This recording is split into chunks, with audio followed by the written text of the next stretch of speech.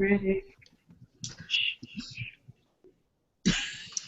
Good evening and welcome. You are tuned in and watching the Zone Blitz by NFL Female. We air live every Tuesday night, 9 p.m. Eastern Daylight Time, talking about the National Football League. Sometimes we cross over a little bit and talk about college football or some other topics too, but we primarily talk about the National Football League, NFL Female, and I am Sharona. I am the official NFL Female fan reporter for NFL Female. Be sure to check out our website, www.nflfemale.com, all the latest and greatest articles by all of our fabulous women.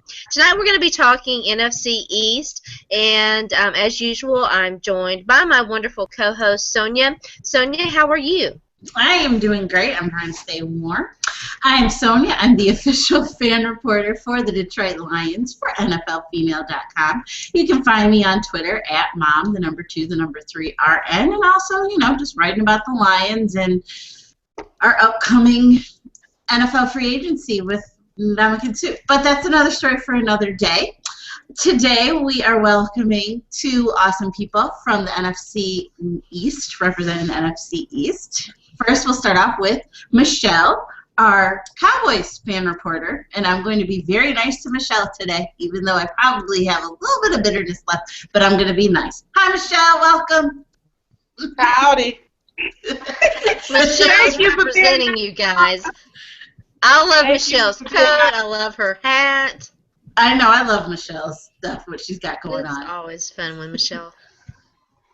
Thank you, Sonja, for being nice to me. I appreciate it. I'm so sorry. It wasn't my fault. I was on your side. I know. I did tweet that immediately, just for the record. It was a catch. It was a catch. Yes, We're going to talk about it. We talked about that. It was a catch. The process will get you every time, I tell you what. Yeah. I don't know what to say about it. Well, we are so glad to have you on, Michelle, as always. And then we have a new person to our ranks. This is Roxanne. She is our official fan reporter for the Philadelphia Eagles. Fly, Eagles, fly. And she is coming to us all the way from California. Cali. Yes, going back to Cali. Welcome. So glad to have you. Hi, thank you. It's great to be here finally. Well, we're so excited to have you, and I told off camera before we started, I told Roxanne I had to hear the story of how she became a Philadelphia Eagle fan because Philly, Cali, that's kind of a weird connection. So tell us.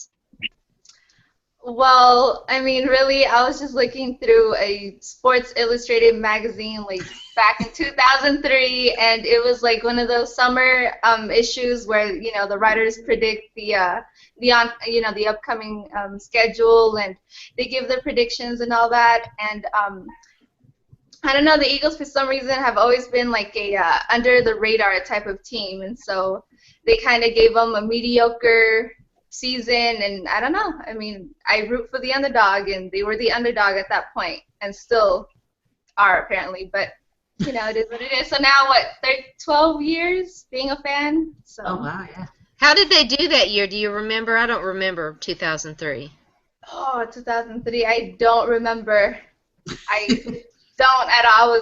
I'm sure somebody in Twitterverse can tell us. Yeah. I'm sure. I can look it up really quickly. Michelle, how did you become a Cowboys fan? Well, growing up in Miami, I started watching football when I was about 5 years old, and my dad, everybody, of course, in Florida, football is life, and so everybody liked the Dolphins, and we had a few Pittsburgh Steelers fans, and I don't know, it was something about the star on the side of the helmet. When you're a little kid and you see the star, I saw that. That's what star? I liked. I liked the star on the helmet, and the offensive line did something that I didn't see any other team. I'm a kid. I saw the offensive line go down and go back up, and I thought that was like awesome. I mean, they became my team. They were my team from the first time I started watching football, and I've never changed. Well, we know Sonja is up there in Michigan. I assume that's the connection. She's a Michigan fan and a Detroit Lion fan, and we still like her anyway. I'm so glad. Yes. No. Go Blue. No, I love Lions fans. Michigan fans, I love Sonja. She's a great Michigan fan. Some other fans, not so much. Oh, my. It is. Yeah, that's another story.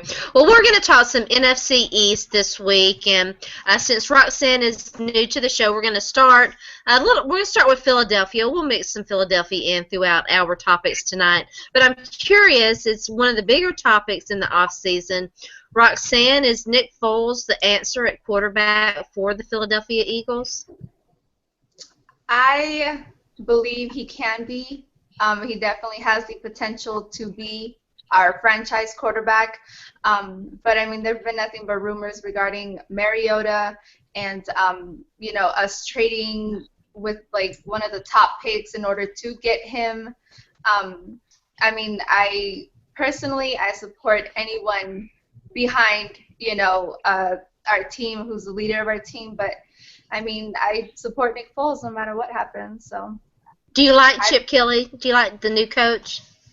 I do. I think that he needs to get more defensive-minded, but he's the coach. He gets paid, to coach the team, so I think he knows best. But I mean, personally, he needs to start working on the defense. We already have a strong offense. We know that. We have that. But defensively, we definitely need some work there. Okay. How do you feel about his about Chip Kelly and how he kind of maneuvered the front office and now pretty much has kind of complete control? What were your feelings on that?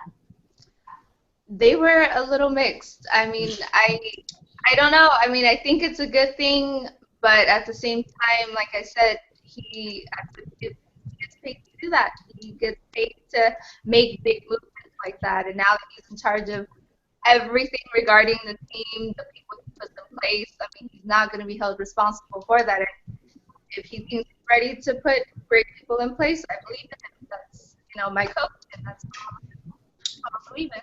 So. What do you guys think? Michelle, I'm curious what your thoughts are. Do you think Nick Foles is the answer at quarterback for the Philadelphia Eagles? Actually, I think Nick Foles has done a good job. He's earned the job. He took the job away from Michael Vick. He's played well despite him getting hurt near the end of the season, but I think he's done a great job. He has a great supporting cast around him on offense. He has LaShawn McCoy, and he's done everything that Chip Kelly's asked him to do. He has the offense running, and you can see when he's in there, there's a big difference of him running. And he's still a young guy, so he still has time to grow. But I think he's doing a good job. But, this is the NFL. It's always good to have a good backup and be ready because you never know when you're going to have another quarterback in. I think Mark Sanchez came in and did a pretty good job. But I think Nick Foles is the answer for them right now. Yeah, that's certainly the truth. I think that we've all seen the value of having a quality backup. The teams that have a quality backup are the teams that are, better built, but just better overall teams. Sonja, what do you think? How do you view Nick Foles? Well, at first I was kind of iffy on Nick Foles and if he should be the quarterback of the future for the team. I don't know about for the future, but definitely for now, I think he's done a very serviceable job, very good job. I'd like to see him come back next year and see what happens. I don't think that they should trade up for Mariota right now. I don't know. I think that kind of... And if they're building for the future, then maybe. But that's a lot to give up, I think, for Marcus Mariota. And that's going to kind of mortgage, your future in a way. Maybe I'm being a little too dramatic. But I think that gives away a lot for your franchise. And so I think right now, I think Nick Foles is the quarterback of the team. And I think he's doing a very serviceable job right now. Yeah, I agree with all of you ladies. I think that he's done a good job. If you're going to make that kind of move and trade up for Mariota, you better be sure. You better really, I mean, not sure that he's going to succeed, but sure that he's your guy. You know, we all know injuries and that other things can happen, but if you're going to make that move, he better be the guy that you're banking on, and you need to be prepared to, because we saw what happened with the Bills and E.J. Manuel. Be prepared to, you know, to support that decision. I sound like Remember the Titans. You're going to be the captain, son. You support your decision. Well, I mean, but you know what I'm saying, right? Totally. If they don't draft Mariota, what do you think Philadelphia will do with their #1 draft pick, Roxanne? We need to work on our secondary first and foremost. Our corners, our safeties. I mean, that was just horrible. Not a fan of Kerry Williams? Are you on Team Kerry Williams? No, no, not at all. No, it was. Oh my gosh, it was so bad. I mean, I'm still not over our season. I'm still a little bitter, but I'm looking to the draft. I'm looking forward to the offseason, and I mean, it's gonna be fun. It's gonna be fun. Yeah, I agree. They've got to work on their secondary. You know, they're in an interesting position with Jeremy Maclin. I want to get all of you to weigh in on Jeremy Maclin, and then we'll talk about a little bit about the Cowboys and some of their free agent decisions, with, you know, particularly Dez Bryant. 2 premier wide receivers could be getting ready. Of course, they're both going to get tagged if a long-term deal doesn't get worked out, right? Are we in agreement there? Roxanne, do you think that Jeremy Maclin's going to get tagged? I'm not sure. I mean, we picked up a really good rookie wide receiver in Matthews, and I think I love Jordan Matthews. Right, he was awesome this season. I think he made up for Deshaun Jackson, you know, for the lack of speed there. But I mean, Jeremy Maclin definitely made a huge improvement from the season before, where he was injured and, you know, he was just out. And I mean, either way, I'm fine with it. I don't think we'd miss him, but I think that we do need him today. We can use another wide receiver. You can never have too many receivers out there, especially in our offense, you know. Yeah. So I mean, either way. From the outside looking in, Michelle, what are your thoughts on Jeremy Maclin? Would you be sorry to see him leave? No, not really. I wouldn't care if he stayed.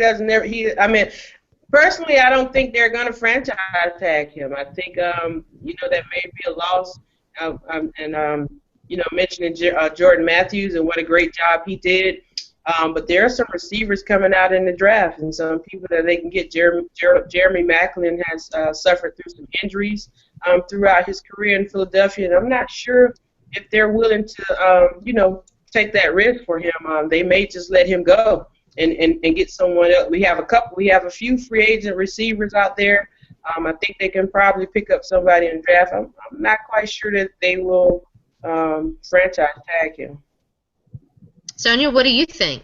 I'm going to have to agree with Michelle on this one. I don't think that they'll tag him either. I think that because of his injury issues, he has done a good job for the team, but I think with his injury issues and, you know, you've got Jordan Matthews there, great wide receiver class coming out in this draft. So, I mean, I think they have a chance to really kind of build their receiving core.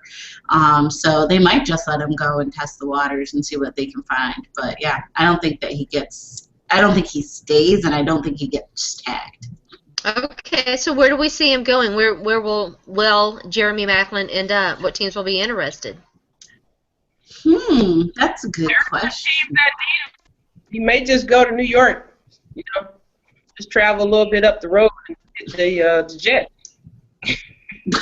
Jets could certainly use another wide receiver. They may go Wes Welker, Denver. So I mean. Yeah. Jets. Speaking of the Jets, and we're not going to stay on this too long, but you know they've got a decision to make on Percy Harvin. They do. Yeah, I would think that Jeremy Maclin would have many suitors because I would classify him. He does have injury issues. There's no question about it. But when healthy, he is fantastic. He is, I think, a premier. I wouldn't say he's elite.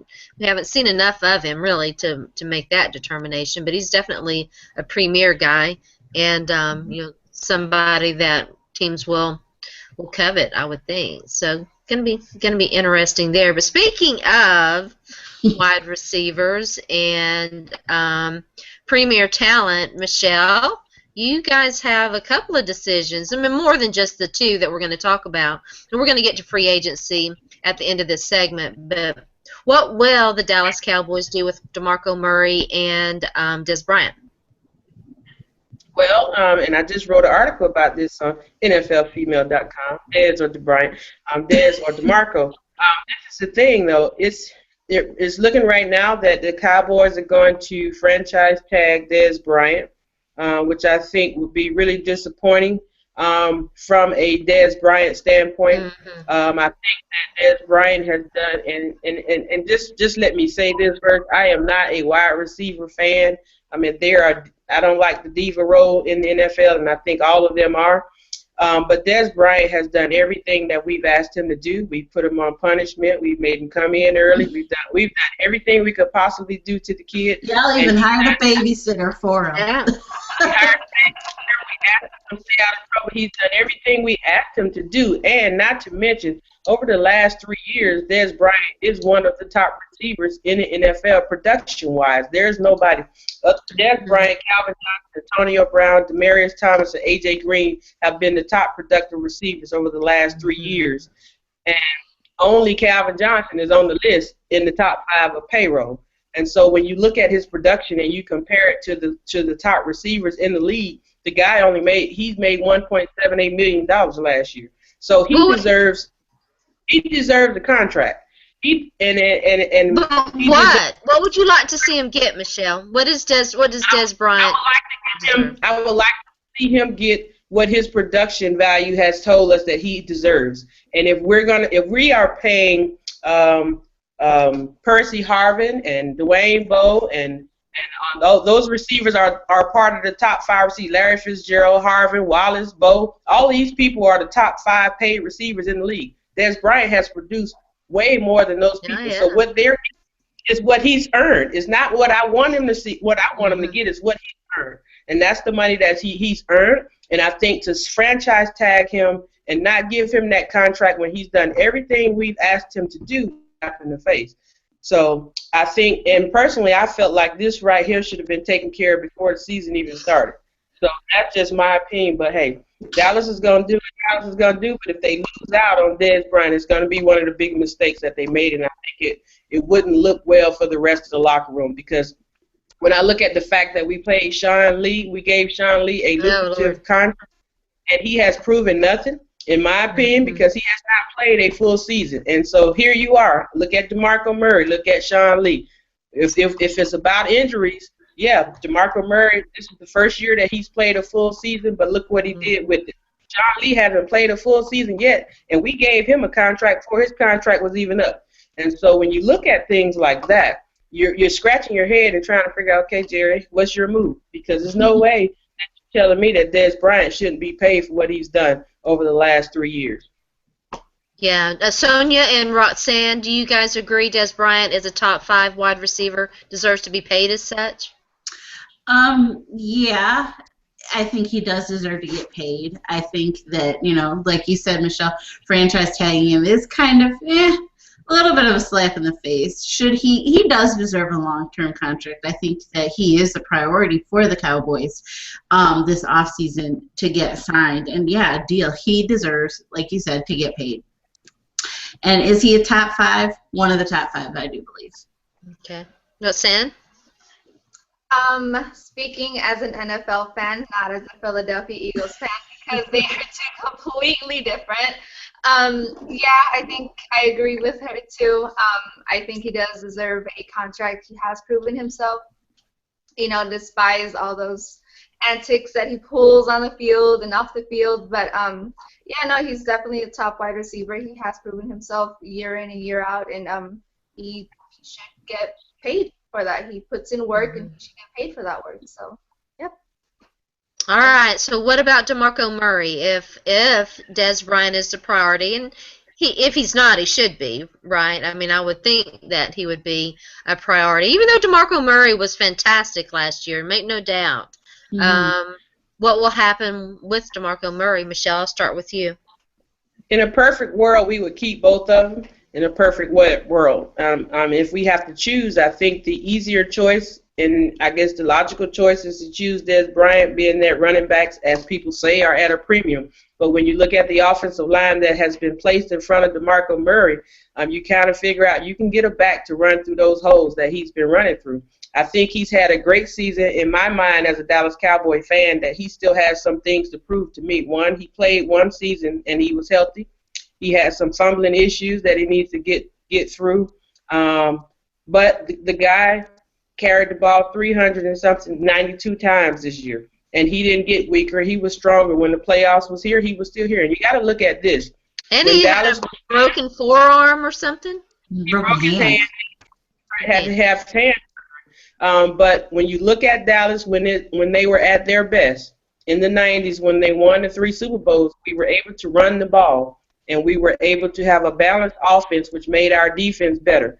DeMarco Murray this year has proven to us this is how we will get back to our glory days. Because with his production of breaking Emmitt Smith's record and getting 1,800 yards, we were able to control the ball and hide a dismal defense. Yes, they were last year. They weren't that much better. They were a little better, but they were better because they didn't have to be on the field as much. And with that, we went from 8-8. We were 8-8. We went to 12-4, and a lot of that has to do with being able to control the ball, taking the pressure off of Tony Romo, and making a better rounded offense for our team. What are your thoughts, real quick, on, since you mentioned him, Tony Romo? The back's got to be a concern right now. He's got a huge contract.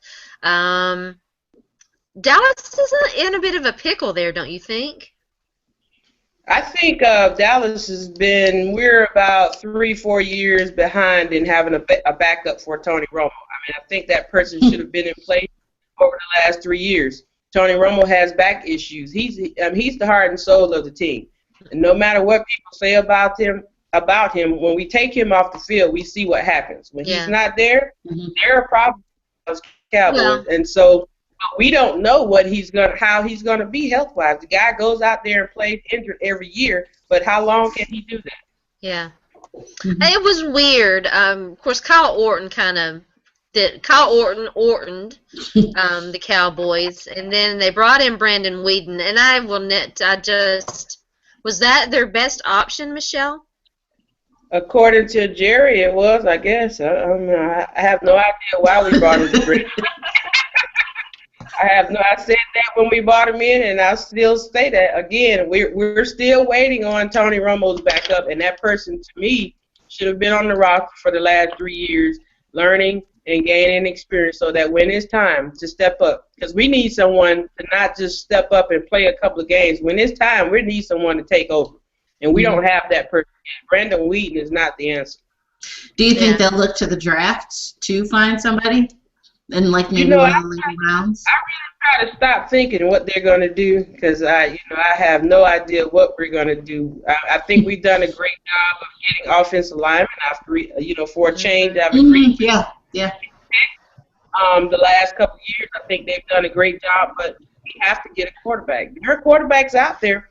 We just have to get one and keep them on the roster and get them ready. So that we have them. And Tony Romo is not, even Tony Romo, if you listen to Tony Romo's interviews this past season, especially near the end, he kept saying, you don't know how much time you have to do this.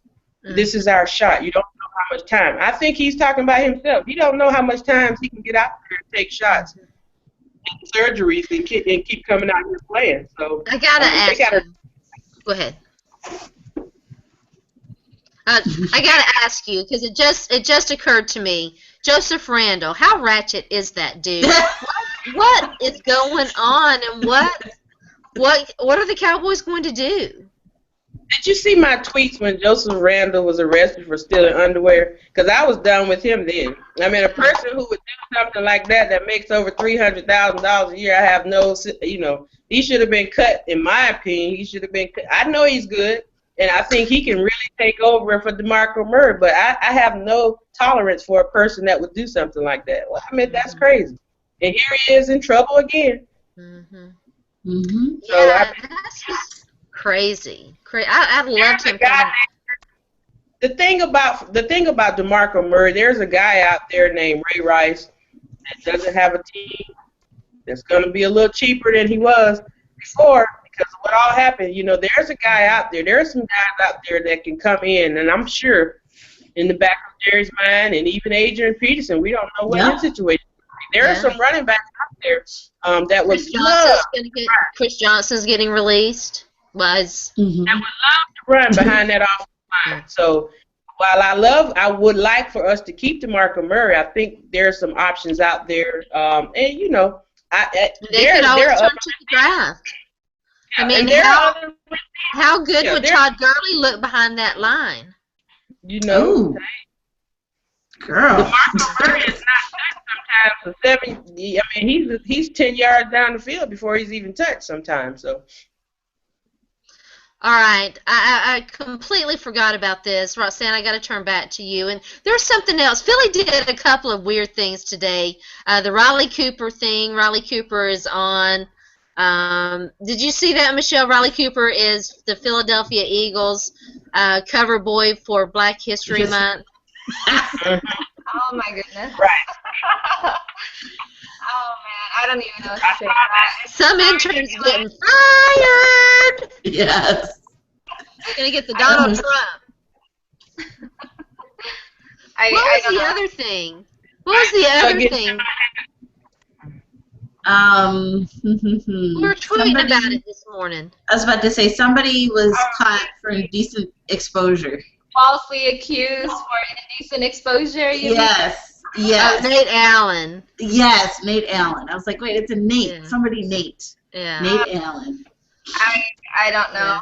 I mean, that was a weird story. Horrible. That was a weird story.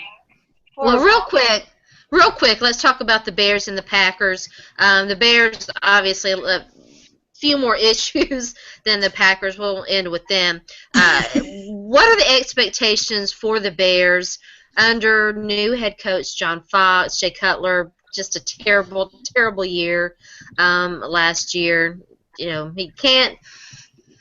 It's difficult to see him. I mean, obviously the Bears are going to be stuck probably this year. But so what are the expectations for the Bears? Michelle, let me start with you. I think John Fox is going to have. I mean, he has some pieces in place. I think he has to come in and shore up the defense. I think when Chicago was at their best, their defense was better. And when they started losing players, Urlacher retired, and they lost some players here and there, and their defense has suffered. And it's put more pressure on Jay Cutler, who I don't think we believe that he can carry, but he has weapons in place. The offense is there. They still have Matt Forte. He has two of the top receivers in the NFL, you know. So I think they have places. They need a few offensive linemen, and I think they need to get the defense. And I think that's what John Fox's focus will be. But the first thing he has to do is go in and talk with his quarterback and see what the relationship can be right there. Because we're talking about the draft, but they may need to look for someone themselves in Chicago to come in and be ready for Jay Cutler. You guys, I'm so confused. Here I am mixing up divisions with you guys. I'm so sorry. Just shoot me now. It's okay, boo. How crazy is that? Let's talk about the Redskins, because obviously we want to, keep it real here, and talk about RG3. Now, what's going on? What do you think is going to happen there? Wow, gosh, what a weird season they had. First year under Jay Gruden, a lot of interesting reports coming out about the relationship between him and RG3. Colt McCoy got his shot. So what do we think about the Washington Redskins? Michelle, let me start with you. You said Michelle? I said Michelle. I'm sorry. I'm picking on you, Michelle. I think the Redskins are just a dismal. I mean, they're having all kind of issues over there in Washington. I think that RG3, whom I was a fan of coming out of college, I think that RG3 hasn't yet learned how to shut up at times. No, he hasn't. This is hard. I know, and I think that he throws his teammates under the bus, and I think he has to learn not to do that. When he learns to just be quiet sometimes and learn what to say when he's out in the media, I think his teammates will accept him more. But as far as the starting quarterback, the Redskins gave up a lot for RG3. Yeah. Mm-hmm. And the kid only played really one season, and they kind of messed up his second season by letting him play injured. I've said he's played one season. I think he still can play the game. I think he still has something left. They still have something to prove, and they still have to give him a shot because they gave up so much to get him. Now, Jay Gruden, on the other hand, I mean, if I'm talking about the quarterback throwing his teammates on the bus and the coach comes out and throws the quarterback on the bus, I mean, you can't do that either because you did coach Big Red over there in Cincinnati, and I'm sure you could have said a lot of the same things about him that you said about RG3. So, but you don't do that in public. But I just think they need some soul searching in Washington. I think that they have to mend that relationship. The quarterback and the coach, they have to mend that relationship, and when they start there, then they can go back to everybody else. That RG3 can beat them. That he was, that all of the teammates picked him to be the captain as a rookie. Mm-hmm. Somehow something has been lost in there, and I think a lot of that has to do with press conferences. Yeah, it's interesting, and I want to get Roxanne and Sonja to weigh in on this too. When all the rumors and reports started surfacing between Mike Shanahan and RG3, you were a little skeptical. But now it's a new head coach. Kind of the same situation. It's weird to think about what's going on between RG3 and his coaches, don't you think? Mm-hmm. Yeah, definitely. I don't know. I mean, he has a lot to prove, I think.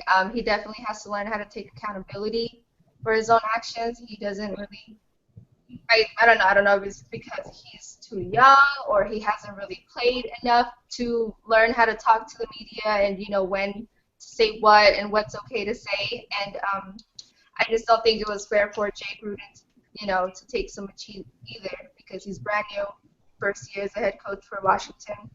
He had a lot under his belt. I mean, an injured quarterback and then a backup in Colt McCoy who was doing really well for a while there until they took him out and kind of ruined that groove that they had going. I don't know. I think it's odd that RG3 doesn't really get along with any of his coaches or teams. Yeah. Mm-hmm. Yeah, Sonja, what do you think? Couple of things. I think he just kind of needs to just right now shut up and play. I don't think he needs to be responding to people on like Instagram and things like that, because everybody's going to have something to say. Number one. Number two, there's always been that kind of friction ever since he's gotten there. And, they drafted him and then turn around a couple rounds later and pick Kirk Cousins. I mean, so what does that say right there, And so, I don't know. I just think right now, if he and Jay Gruden just go back and somehow, okay, look, we got to get over this and let's just play. Because, like you said, I'm pretty sure that RG3 is very talented. And, I do want to see him get back to how he was that first year. But, geez, I mean, it's just been awful. And I think if those two just kind of sit down and be like, all right, look, the past is the past. Let's just go out and play. And, to the best of your abilities. And I think that it can still be there, but geez, he's really got to prove himself. And just like I said, just shut up and play, and don't throw anybody under the bus. Yeah. Take the Marshawn Lynch approach to press conferences. Just thanks for asking, things like that. I'm just here so I don't get fined, Bob. Exactly. The media would tear him up for that too. They would. I have two words to sum up the Washington Redskins. Dan Snyder. Yeah, that's wrong. Mm-hmm. And I think right. I think there's a direct correlation between Dan Snyder and RG3. Like it goes from Snyder to RG3, mm-hmm. and that's where the problem comes. Mm-hmm. It's from him instead of from Snyder to the coach to RG3. So I think that's where the problem is, that he's doing that Jerry Jones or let me see. I don't want to talk about the dead, but Al Davis stuff. Yeah. And so he's a meddler. He meddles. And I think he has to step away and let the coach his team, and I think they'll be pretty good. But I think RG3, he's gonna be okay. He's gonna learn the hard way, but he'll be okay. He may be on another team by the time he learns it, but he's gonna learn. All right. Before let's finish the Redskins with this, and I love that Sonja brought this up. I think it's safe to say that the Kirk Cousins experiment is over. In Washington after what we saw last year. It's time, in my opinion, that Washington they've got to commit to RG3 fully. He's got to stay healthy. There's no question. He's had injury issues himself. But they need to commit to him fully. He needs to get in the weight room, get in the conditioning room, make sure that he's fully conditioned. I agree. He needs to shut up and play, and they need to let him play. Does anybody disagree with that? Nope. Not this Cowboy fan who doesn't care about the Well, I mean, obviously, if he fails, it's good for the Cowboys. But I hate to see guys. I hate to see that happen. No, yeah, and I took all of my hate bifocals off, and I'm just talking. You did a great job, Michelle. You always just do. talking real. That they need to let the kid play and give him an opportunity, a fair opportunity, and he has to. I think in his mind, he has to understand that you're not injured. So I know, go out there and just play. Just do what you know how to do. Yeah, I agree. Okay, so the Giants. Not a huge amount of change for the Giants. Obviously, they've got an exciting young player in Odell Beckham Jr., who very rightfully got some postseason accolades from the NFL. But it was a disappointing season for the Giants. They're picking fairly early in the draft. What's your take and prognosis for them this next year? And then we'll talk about some hot topics. Roxanne, I'll start with you.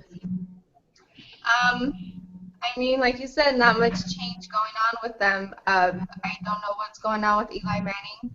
He's actually frustrating me because I was a huge Manning fan. I don't know why, I don't know if it's maybe the coaching. Tom Coughlin maybe needs to kind of step out now and bring in somebody new, that could maybe coach Eli Manning better. Maybe they're in a comfort zone right now that they, don't want to get rid of their coach who, they've won 2 Super Bowls with. So, I mean, they have a lot with Odell Beckham Jr. I mean, honestly, the bright light right now. That's their go-to person that I think they're going to depend on for a while. And that's the only route to go with Odell, and then kind of build around him now maybe. I don't know. I mean, Eli is a great quarterback, and maybe he needs somebody new now. So. Yeah, Michelle, we'll get you and Sonja to weigh in, and then we'll talk a little bit more about Eli Manning. Okay, well, that's where I was going to start. Well, for Eli Manning has he's being Eli Manning. I mean, really, when you look at Eli Manning is one of the top. If you look at the top 3 quarterbacks since 2010 or so in interceptions, Eli's probably like number 1, number 2 or something. So he turns the ball over quite a bit, but I'll give him a little bit this year. He had a new offensive coordinator this year, and I think it just took them some time to gel and get himself in the offense. He has his receivers were hurt. Sometimes that throws off a quarterback's timing. They found the running game, and I think that's a plus. He has a receiver, Odell Beckham, and he should get Salsa back. He should get him back and improve. I think that's going to make the offense a lot better. But I think their biggest problem is, 1, they're not responding to Tom Coughlin anymore, and 2, their defense. They won those Super Bowls. They had great defense. And both of them, when you look at those teams, they had great defense up front. Pierre as a They're free talking agent. about tagging him. Do you Right. think they should tag JPP? Yes, yes, because defense. They need to get defense right now to get this team back on track. They have to shore up their defense. Justin Tuck and all the guys that they had are gone. They're all gone. OC's gone. So that's all they have is him. They have to shore up their defensive line and get this back on track in order for them to get to where they were. Yes, Eli won the Super Bowl MVP for throwing the ball for catch, but you got to look at the defense. That defense was dominant in those 2 years, the 2 Super Bowls they won. Look at the defense that they had, and they don't have that right now. And when their defense suffered, so has the team. Yeah. Mm-hmm. Yeah, Sonja, what do you think? I was just about to ask about the offensive coordinator. I thought that there was a new one in New York. I wasn't a fan of their offense last year. No, I mean, I didn't. Go ahead. Well, the guy that they hired was Aaron Rodgers, quarterback coach, and so he has that resume, but he had never been an offensive coordinator, had never called plays, and I agree, their offense just stunk last year. If they didn't have Odell Beckham out there making, and I like Rashad Jennings, and Andre Williams is now coming along, and so their run game has that going for them, but other than that, their offense was putrid. Yeah, it was dismal, and I think I like the fact that they're being respectful of Mr. Coughlin, but I think it is time to move on, and they got to figure out how to do it nicely and respectfully. But I think if they want that franchise to move on, they have to get rid of Tom Coughlin and start, with a new coach. And they've got, like you said, they've got Odell Beckham Jr. to build around. Victor Cruz is going to be coming back. If, Eli can be tweaked a little bit, I think they'll be right back there in the thick of things in a playoff race. But they got to make a couple changes, I think. Yeah. Michelle mentioned this with the Cowboys. I'll mention it for the Giants and you got your thoughts on this, and then we'll talk hot topics. The Giants are another team that desperately need to get a backup quarterback in place. And they need to start looking, they've drafted some young quarterbacks, Ryan Nassib in the 4th round a couple of years ago. They've got to start thinking about Eli's successor, don't you think? Mm-hmm. Mm-hmm. Mm-hmm. I mean, because Eli's not played well for 2 years now. This time, probably 2 or 3 years. When you look at those 25, 27 interceptions, I mean, he's had some bad years, but he comes from QB royalty, and so he doesn't get the heat that a Tony Romo would get for his play, and he's in New York. And then the fact again that he's won 2 Super Bowls, that usually gives him a pass. But he hasn't played particularly well these last few years, and I think not since that last Super Bowl. Really? He had.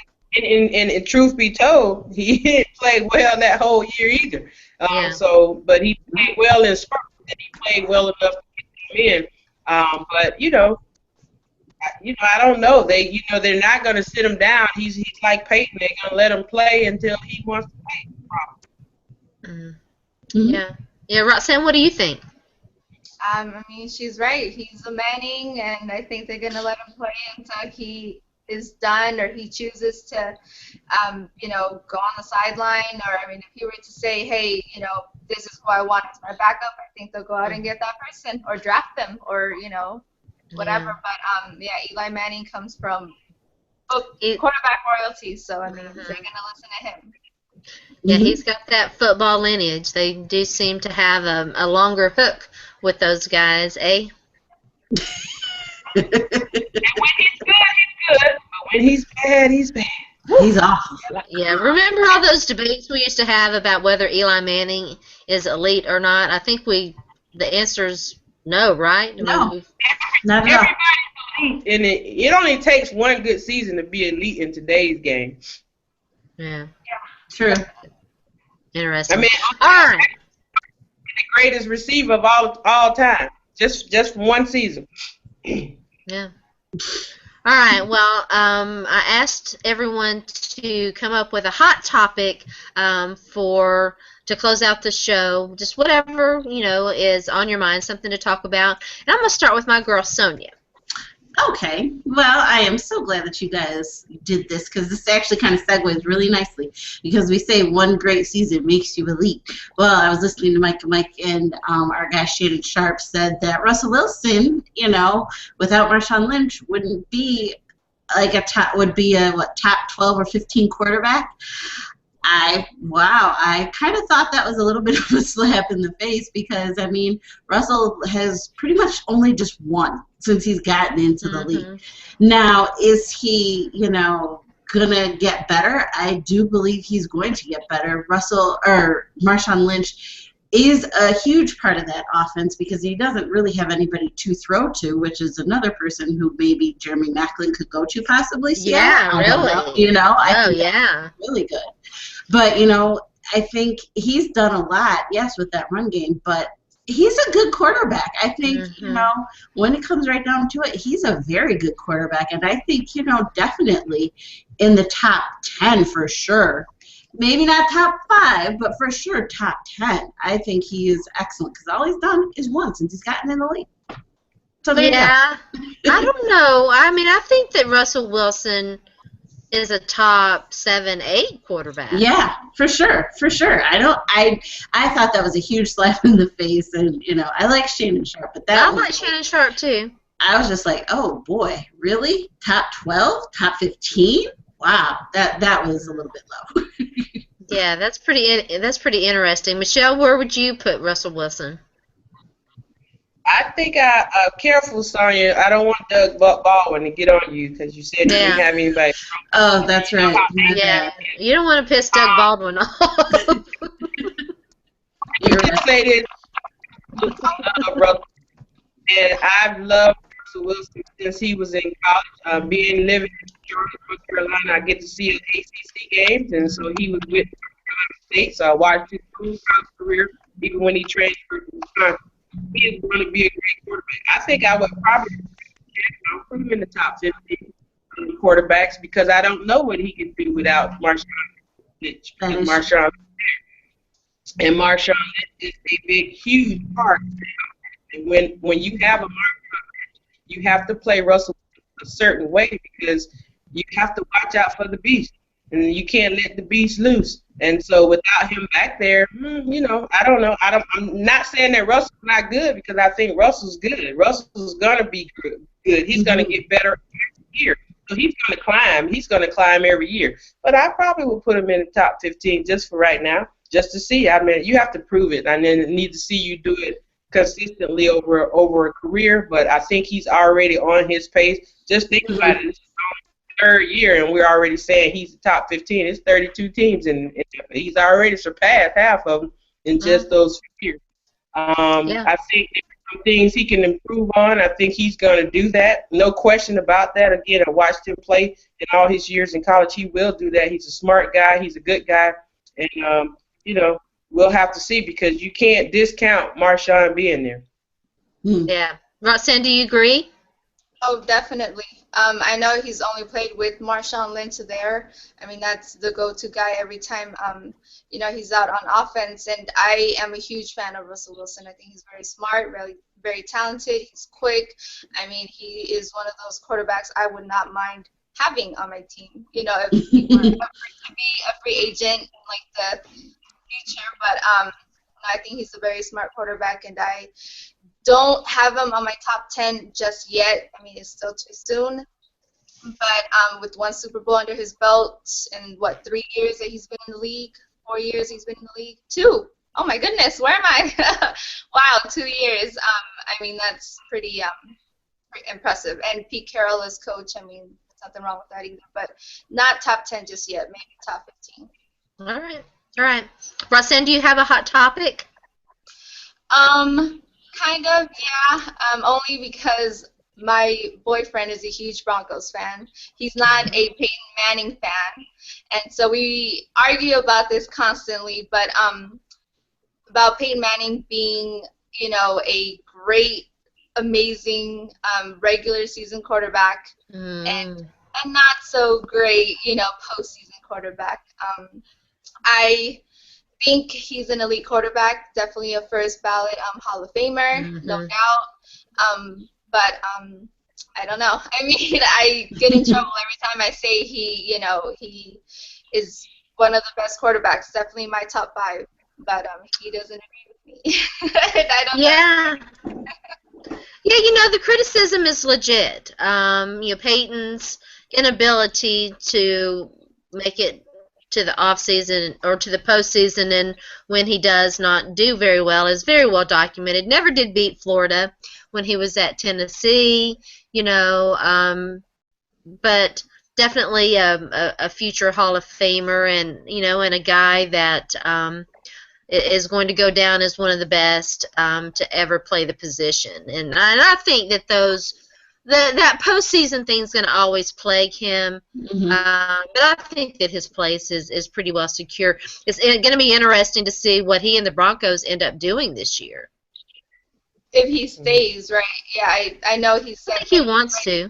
He wants to, yeah. I know he said he had a meeting with John Elway that he's ready to play 2015. But I mean, it's gonna be. They have how many people going to free agency? Like 17 of their teammates going to free agency. It's gonna be interesting to see, how many people will stay.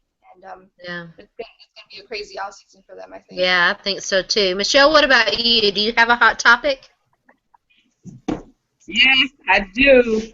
And we talked about it when we first came on because my hot topic involved officiating and the catch. I need them to address this rule in the offseason. I mean, seriously. I have a friend who referees in the NFL, and I sat there and we talked about this catch. And I said, so I didn't get a chance to talk to you since the game, the Dallas game where the referee told us what the call was and reversed the call. I mean, never saw that before. And then this catch. And he's like, it was a catch. He said, and if I was on the field every time, I'm going to call that the catch. Because he saw what I saw. The guy caught the ball. He switched hands. I mean, you can't tell me he didn't have possession when he had the ball in his right hand. He put it in his left hand. He reached out with his right hand and dove for the end zone. So if I saw all of this without the replay, because I saw this the first time, you can't tell me that that's not a catch. And this goes all the way back to the Calvin Johnson catch. They have never convinced me that that's not a catch. Because when you come down, when you catch the ball, and if you come down with 2 feet and they push you out of bounds on the sideline, you caught the ball. So when you come down on the end zone and your feet touch the ground, it's over. It's dead. It don't matter if they come tackle you, right? You're already scored. So if you're running the ball and you reach out over the goal line and they knock it off your hand, as long as it go over the line, you've already scored. So why is that not a catch? It's a rule they have to address because now you're making catching the ball so technical when it used to be so simple. You got the ball, you got 2 hands, you got possession, catch. Boom. Who cares if they knock you down? Now, there's a difference if you go up for a ball and you're fumbling the ball. We know that. Yeah, exactly. Yeah. But when I see a guy catch the ball, switch hands, turn, lunge, all of that, and that's not a catch, stop it. Yeah. Yeah, it's ridiculous. I completely agree. And I think that is the intent and meaning. That distinction is the intent and meaning behind the original rule. And the NFL has to clarify that. They have to clarify that. They're going to continue to get that wrong. And they were wrong in both those instances. So great hot topics. Really appreciate you ladies coming up with those. I didn't really come up with one. I was kind of waiting to see where you guys went. I'm kind of surprised nobody mentioned either the Patriots or Greg Hardy, or what are some of the other, the Doug Baldwin thing. Let's talk, speaking of Doug Baldwin, Sonja and I talked a little bit about this. We didn't like the football pooping incident at the Super Bowl. He's come out now and apologized for it and said that was directed at Darrelle Revis, which I thought that was kind of odd. What do you ladies think? I'm so over Doug Baldwin right now. That's all. I didn't get that. I don't get what that would do to Darrelle Revis. Exactly. I didn't understand that logic behind it. I It was was just a wondering if I strange missed reason. something. Yeah. No, I was with you. I don't know what he was trying to accomplish, and I don't know why that was directed at Darrell. Anyway, Dougie, I still love you. I just, that's going to forever remain head scratching to me. But keep doing you, baby. That's right. So, all right. Well, I want to apologize. I can't believe, and I did it earlier. I mean, I started the day. I was multitasking so poorly this afternoon. Obviously, getting those two divisions kind of mixed up there. But I want to thank our guests for coming on tonight. Roxanne, first time on the show. You were great. We hope that you'll come back. We hope you had fun. Yeah. I had a ton of fun. I hope you guys have me back. I was so nervous, and then my first time on my phone, which You were wonderful. You were great. I have to charge it. You were wonderful. Yeah, big ups to you. Yes. Thank you so much. Roxanne, now you're the official fan reporter for the Philadelphia Eagles for NFL Female. And where can our viewers find you, like on social media? And Michelle said that we're going to shout out Michelle's article. Are you working on anything for the Eagles? Not anything in particular right now. I'm still writing my article for NFLFemale.com. I do have a blog over at Sportsblog. SheTalksAGoodGame.sportsblog.com. And on Twitter, Roxanne, HROXAANEH. And I mean, that's pretty much it. Twitter is where I do all my ranting and raving. So. Yeah, Twitter's great for that. It's the best. Just the best. It's excellent. Yeah, and our girl Michelle, we always love having you on. It's always a blast when you come on. Can't thank you enough for coming on. Tell everybody where they can find you. Well, thank you, ladies, for having me and inviting me. I love coming on this show. As you can tell, I enjoy it. You can find me on Twitter at the Sports Jinx. I'm always there. You can find me there. I have articles on NFLFemale.com, Dallas Cowboys. I don't know if you want to come find me on Facebook. I'm there too. You can find me at the Sports Jinx on Facebook, and somewhere near you. You never know. All right, my girl Sonja. Woo! I'm Sonja. I'm the official fan reporter for the Detroit Lions. You can find me on Twitter at mom2 3RN. You can also find me writing about the Lions for NFLFemale.com. Got a couple thoughts coming up on the draft. I just finished one about my feelings on Ndamukong Suh, but I've got one coming up about the draft pretty soon, and a lot of it is going to depend on what goes on during free agency, etc. But you'll see what my thoughts are for our needs. You can also find me writing at A Good Sports Hang, where we cover pretty much all things sports related. So yeah, come check us out. All right. Well, I linked my girl Sonja's article last week in my NFL Female NFL update, and I'm going to do the same for Michelle. I can't wait to check out Michelle's article. So stay tuned for that. Our weekly NFL report will come out tomorrow. We'll talk about what's going on. We'll get you guys updated with Michelle's article. Again, I am Sharona. You can follow me on Twitter at SportsByTheSharona. I am the official NFL fan reporter for NFL Female, www.nflfemale.com. Be sure to jump on our website and check out all the latest and greatest. And a big shout out to my girl Sonja for repping the NFL Female tonight on her T-shirt. Woohoo! That's right. I like representing that my T-shirt. sisters. Yeah. Yeah. And as always, shout out to Liz for everything that she does, for whom none of this would be possible.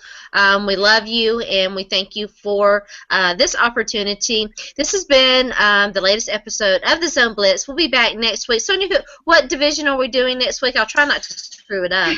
That's okay. Next week, I think we are going to have, if I'm not, our AFC West week. Oh, that's right. Yes, we will talk Broncos. Yep, and Peyton Manning, and the rest of the AFC West. So come join us. We're going to have a great time as always. Yep.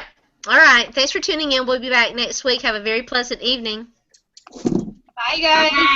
Deuces.